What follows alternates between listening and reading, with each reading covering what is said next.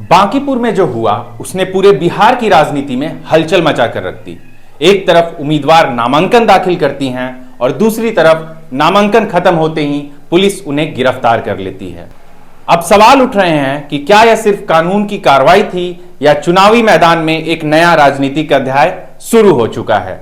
नमस्कार, मैं रोशन कुमार और आप देख रहे हैं बिहार स्तंभ।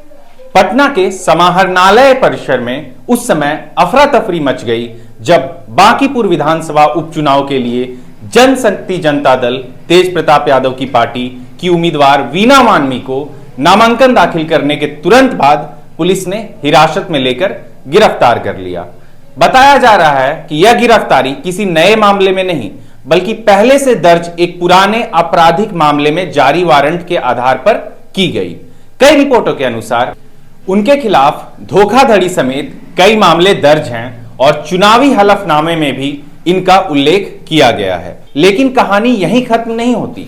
गिरफ्तारी के बाद वीना मानवी ने दावा किया है कि उन्हें स्पष्ट रूप से यह नहीं बताया गया कि किस मामले में उन्हें गिरफ्तार किया जा रहा है। उन्होंने इसे राजनीतिक दबाव की कार्रवाई बताया। बाद में हालांकि उन्हें जमानत मिल गई।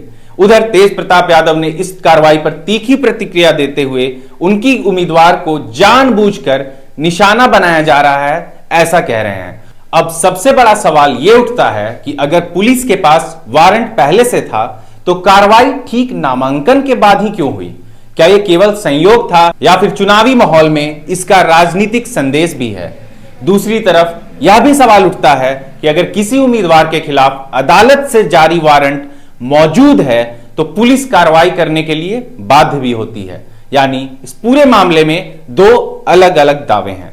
एक पक्ष कह रहा है कि यह कानून का पालन है तो दूसरा पक्ष कह रहा है यह चुनाव के बीच राजनीतिक दबाव बनाने की कोशिश है। उन्होंने इसे लोकतंत्र पर हमला और राजनीतिक साजिश बताया तथा कानूनी लड़ाई लड़ने की बात कही। इन दोनों दावों की सच्चाई का अंतिम फैसला जांच और न्यायिक प्रक्रिया से ही सामने आएगा। वैसे भी इस बार बांकीपुर विधानसभा उपचुनाव पहले से ही काफी चर्चाओं में है। बीजेपी ने उम्मीदवार बदलकर नया दांव चला है और अब नामांकन के दिन हुई इस गिरफ्तारी ने चुनाव को और ज्यादा हाई प्रोफाइल बना दिया है। अब चुनाव का मुद्दा सिर्फ विकास या स्थानीय समस्याएं नहीं रहेगा। कानून, राजनीति और प्रशासन तीनों पर बहस तेज होगी।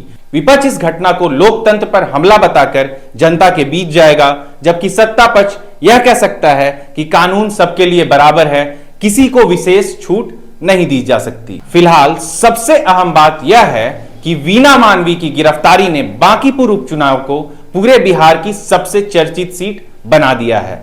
अब देखना होगा कि आने वाले दिनों में यह मामला केवल अदालत तक सीमित रहता है या चुनावी सभाओं का सबसे बड़ा मुद्दा बन जाता है। आपकी क्या राय है? क्या यह कानून के तहत सामान्य कार्रवाई थी या फिर चुनावी राजनीति का हिस्सा?